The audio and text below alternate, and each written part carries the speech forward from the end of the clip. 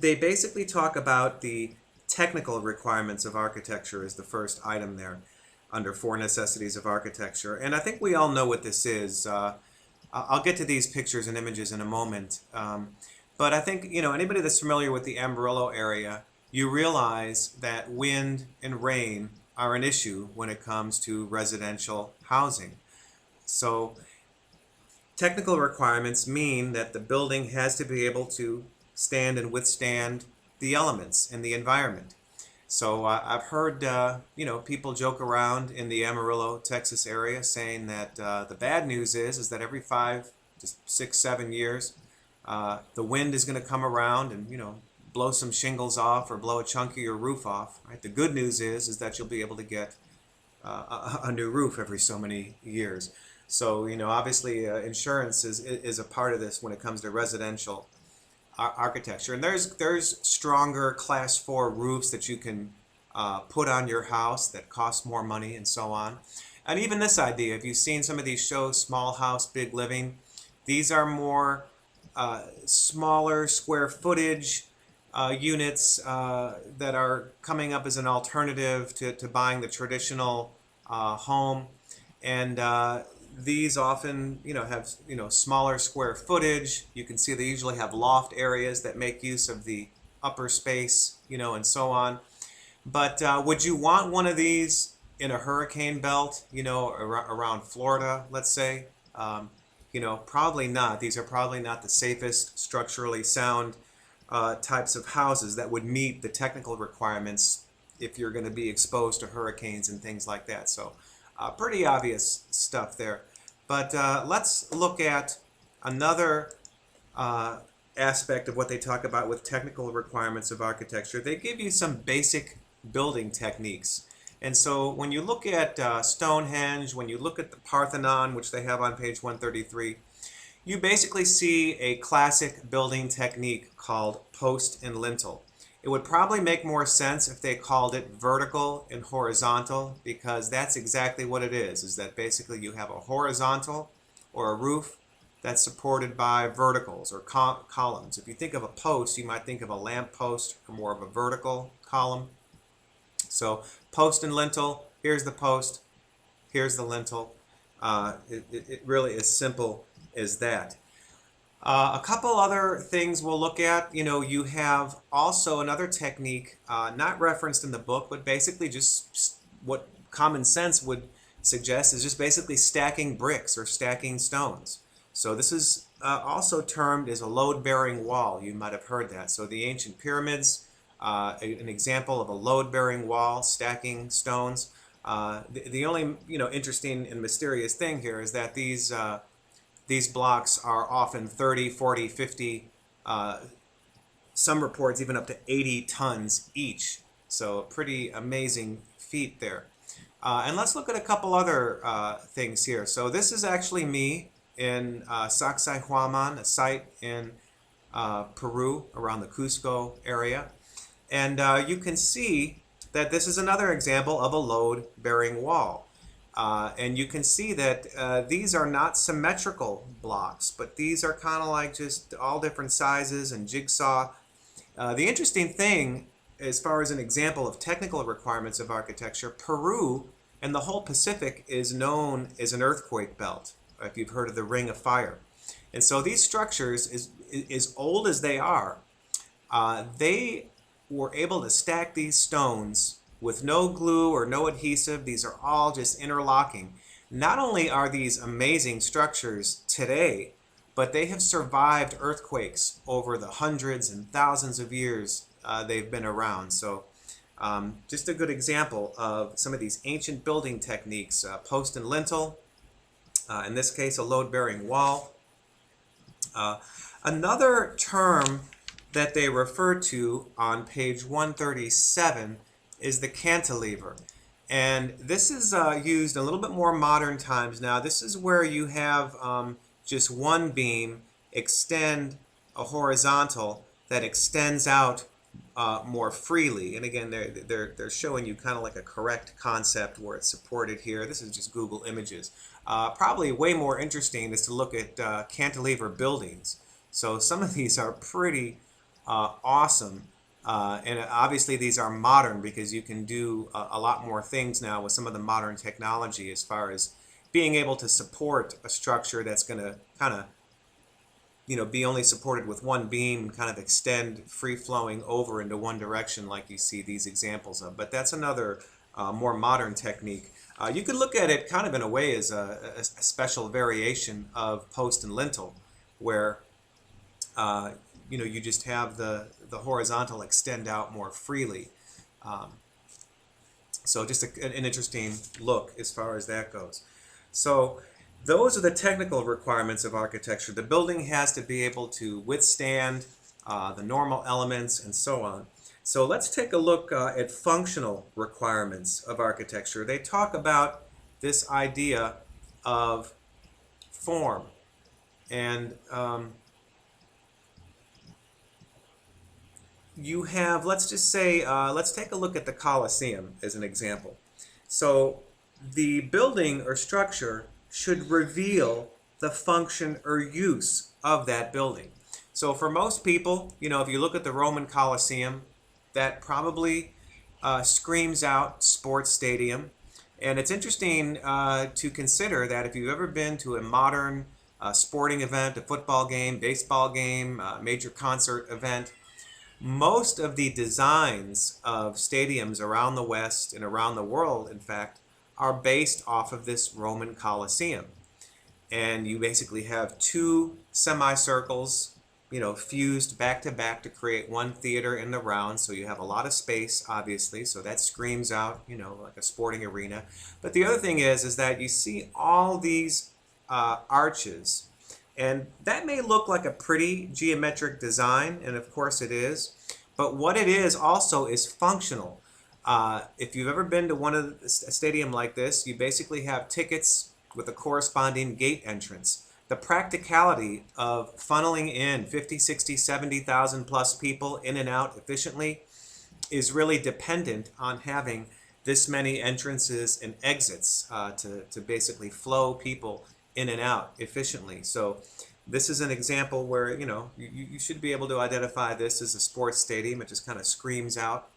Also too, most people would be able to identify these structures as churches, right? These kind of scream out that their function is a church. And when asked, most students reply, when asked, what about these pictures just kind of screams out church? Well, obviously the height, the emphasized height, directing the viewer's gaze towards heaven, especially when you look at the interior here. This emphasized height, this kind of directing the viewer's gaze towards heaven. You have also, too, in the Gothic period, this flooding in of light, which is considered divine light. Watch the one video on Art of the Western World if you want to see a little bit more of a detailed presentation of Gothic architecture. The book refers to it in several different places as well. So, obviously we're using it as an example. If you watch the video, one of the things they talk about is that they went for height, each city trying to outdo the next city in terms of building height, even to the fact where at certain points the building collapsed and it defied engineering standards. And so that's where these flying buttresses came in. So again, going back to technical requirements, when you see these flying buttresses extend out from the Gothic churches, they're there to distribute the weight a little bit more outward and balanced and evenly to support a larger, higher, taller structure. So that's another aspect of the technical right there. But, and even again, if you want to get into a little bit more details, if you look at the functional requirements, how does this scream out church? Well, a lot of times you have the triple portal entrances, 3 for the Trinity. That number makes its appearance in Da Vinci's Last Supper. You can see it also too in the Gothic churches. So several things you could talk about too. The pointed arches, give you a little bit more of an emphasis on the height and going upwards, which is some of the things about the functional requirements of architecture. Just like in the book too, on page 135, they give you like a Seagram building in New York City. Your typical skyscraper, right, screams out the function. It's meant to house several offices, so you have this kind of very rectangular, skyscraper office type of look. And again, the building screams out or looks like what the function is, right? Nobody would mistake this, for not being a church. Nobody would probably mistake the Colosseum for not being some kind of a sporting arena. So that's the idea too, functional requirements of architecture. We'll take a look at a couple other things here. On page 137, they do not spend a lot of time discussing spatial requirements of architecture. So I want to cover that a little bit. And basically it's a simple concept, is that the spatial requirements of architecture basically just get into what is immediately surrounding the building, right? Where, how is the building functioning relative to, the other things around it spatially. So again, kind of just to make a really stupid, simple, obvious example, is that with Amarillo's new baseball stadium for the Sod Poodles, why did they put it in downtown Amarillo and not in the middle of Palo Duro Canyon? Right? Well, obviously, if you want to attract the most people coming to your stadium, you're going to put it in a central downtown area. You want to maximize ticket sales and have easy accessibility to that stadium. Driving way deep into the canyon would not make sense. Not only that, but the canyon is a state park. People go to the canyon to escape from, all the city and all the, all that. So, the location of where the building is at, how does it harmonize or interact with the things around it? So the one good example that the book does provide, on page 136, they give you a picture of the Guggenheim Museum, which I have copied here.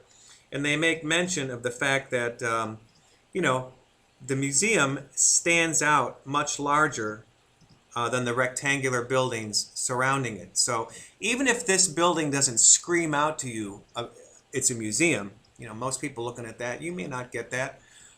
Some may. But what it should scream out is that this building is unique and modern looking, especially compared or relative to the buildings that are surrounding it. So they talk about that, you have these cookie cutter like skyscrapers or office or apartment buildings, and this building definitely stands out as unique relative to the space around it. So that's, again, another thing relating to the spatial requirements of architecture.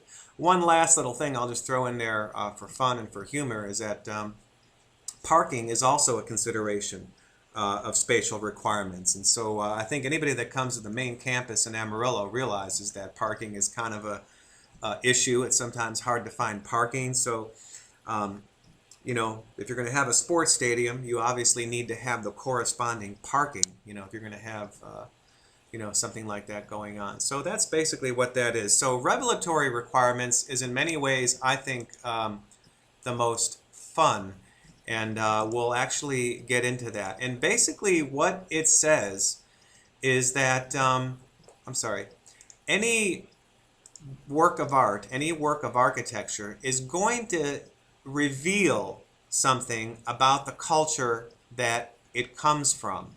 So we'll take a look at that a little bit. And so revelatory, if you look at that word, reveal, is pretty much self-contained within that. So for example, if you look at the Parthenon in ancient Greece, it was a temple. And it housed a giant statue of Athena. If you're curious, you can pull that up or Google that. But it was a temple dedicated to the goddess Athena. And even if you didn't know that, one thing we've talked about too is that in ancient Greek culture, you have this idea that man is the measure of all things. So you have that golden ratio that's found in the human body, found in nature, that is embedded and encoded into the dimensions of the Parthenon. So also too, you have a very kind of classical, harmonious simple, elegant look to it. So, that tends to reveal a little bit something about mankind and what the philosophical belief system was, what the values were, this kind of inquisition into science, this belief that man is the measure of all things. It's a temple to Athena, the goddess of wisdom, this pursuit of science and the mind and humanism and things like this. So the Parthenon, reveals certain values about ancient Greece. And, we're just getting started there. So maybe a little bit more controversial. If you look at the Giza pyramids, there's a lot of fascinating things on these, and we could only begin to scratch the surface. Some people would argue that the pyramids, along with the pyramids in Mexico, along with the pyramids in China, so again, we're not talking about just one example here. There's three. The pyramids, they're not in a straight line. Some dispute this. Skeptics kind of criticize this or say you can't say for sure. But many have speculated that the Great Pyramids seem to match the alignment of Orion's belt, maybe highlighting or pointing out that there's something important about Orion's belt. Of course, it is the brightest constellation of stars in the sky. So some of these ancient architectural structures, or even the sculpture like the Sphinx, like we're back to there, on the spring equinox, right, it has the sun rise directly over its head on that particular day. Same thing with Angkor Wat, another very fascinating structure in Cambodia. And so it's obvious that these ancient structures mapped out or marked certain key days in the solar calendar. The spring equinox obviously is important. It marks the beginning of planting season, the beginning of spring. You have the same thing here with the pyramid in Chichen Itza, Mexico, where only on the spring equinox do you have this unique shadow that's cast, and it fills out, meeting up with the head of the serpent at the bottom here. So many ancient structures have this kind of interesting marking of key dates like the spring equinox, and it tells you that they were very aware of the solar calendar and maybe very focused on agriculture, especially when you look at the importance of what they seem to be marking with the spring equinox there. So other examples of how things reveal. Let's take a look, at least in a moment, at some of the Chinese wooden construction. If you look at these typical style Asian temples, one interesting thing, and if we go back to the technical requirements of architecture, these are, interestingly enough, made with no glue or adhesive. It's all interlocking parts, just like you play with Lincoln Logs or Legos, all interlocking parts. But what these reveal too is that these wing-tipped roofs are very traditional in Asia. Because many birds are considered good luck. So there's this very romantic view of nature embedded into a lot of Asian architecture. So these classic wing-tipped roofs, and in fact these pagoda temples are said to mirror the love of evergreen trees, how they're a little thicker on the bottom, and they narrow out at the top, kind of like an evergreen tree. It's kind of modeled off of. The wing-tipped roofs, you have like the wings of a bird. In fact, this is Phoenix Hall. You can, if you can see there's emblems of the phoenix bird capping off or topping off the structure to begin with. So I wanted to cover those four requirements of architecture. The revelatory requirements. And in fact, obviously, we talked about the revelatory requirements. Again, the triple portal entrance, the emphasis on three, the gazing upward to the heavens, all of these reveal the idea that religion was a huge part of the Middle Ages, and that the church was like this suspended place between heaven and earth, as it said. There were people, gaze up and look to the heavens. It was, a magical space to connect with religion in the Middle Ages. That certainly reveals a lot about people's mindset and the culture and values of the Middle Ages when you look at the dimensions and particular technical details of these churches in the Gothic area. So obviously I definitely wanted to highlight some of the key concepts when it comes to the uh, 4 requirements of architecture. You could look through this PowerPoint and see some other interesting things. I want to keep the video somewhat brief here, but a couple other things we'll take a look at. So the other element here is here we go. Okay, so starting on page 153, you have some of these types of architecture. And again, just have fun with this. This is not an exact science, and so the idea is just trying to match up with what they have on page 139, and moving forward. Whatever building or structure you pick, just do your best to kind of make an argument or case for whether it's earth-rooted, sky-oriented, etc. So obviously I'm showing you some additional pictures, earth-rooted. Again, it's rooted in the earth. It blends and harmonizes well with the earth, and then these other additional examples beyond the textbook, so earth-rooted. Sky-oriented. I think it's pretty obvious to identify anything that's sky-oriented. So again, these are just some additional examples. It kind of gazes your, kind of directs your gaze more upward. And then on page 151, they give you earth-resting buildings. Earth-resting buildings relate more or less harmoniously to the earth. So again, a lot of similarities there with the earth-rooted. So again, have fun with this. This is not an exact, precise science, but just to kind of incorporate in some of the terminology the book has in the back half of the chapter with this little project or this little online presentation that you'll be doing. So then you have something called earth dominating.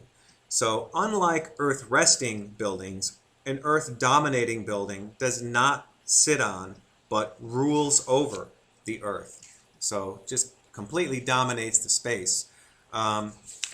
So you can see a couple examples here. In fact,